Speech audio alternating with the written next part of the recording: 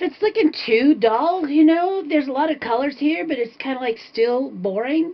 Let's do a little bit of fun with it. I've got these old stencils left over from Boy Scouts, and we had to, I don't know, number everything we owned. I'm one of those good troop mothers. So we can use our little makeup sponge, which I've lost. I'll have a new one. And let's put some color on here. You can make your own stencils with index cards. Just cut out whatever you like, you know, a little flower shape, a little square, whatever. Again, not too much paint and definitely not a lot of water. Oh, look.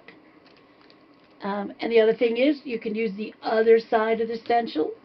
Put the extra paint back on. So I have a reverse 5. Doesn't really look like much. I don't know, here's a K. 5K. I'll pretend like I'm rich. I have $5,000. Okay, so just a little something. You never know. Anything helps. And I think I showed you my fun tool, the spool. I'll just press these things down into it until all the paint is gone. Now, that page has a little bit more interest. Let's see how our gesso's doing. Oh, gesso's wet. Let's see how this one's. Okay. Well, I had a little paint on that, but that's all right. Still a little damp. Let's see how this works. I have here some watercolor crayons. Watercolor crayons are different from oil pastels. I don't like oil pastels. They don't really do anything for me, but the watercolor crayons are interesting. So let's rub a little on here and see how it works. You can make yourself little borders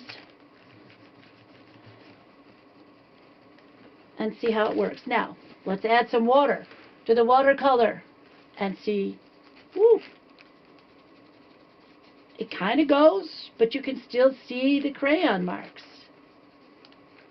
which is kind of fun. And you can cover a whole page. You'll see where we wrote into it, that will pick up more paint. So let's see. You can use the two-handed method I've seen. It's called scribble, scribble, scribble, scribble, scribble, scribble, scribble. And see what happens here. Again, more water. And, ooh, those are different kind of watercolor crayons. They don't go very far. Again, you get color, but you still get your marks. So, I think I'll finish up the bottom here with some watercolor. And maybe some of this nice pink. Oh, yeah. Again, this is about experiment. Ooh, that's turning out really nice.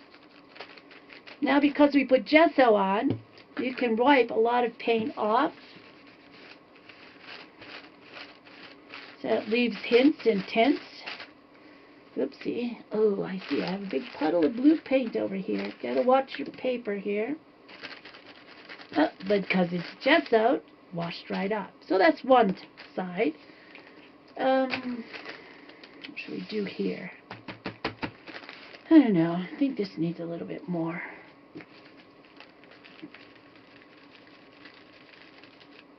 You can rub it with your fingers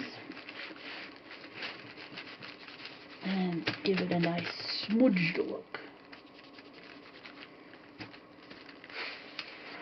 Gesso, gesso, gesso, gesso, gesso.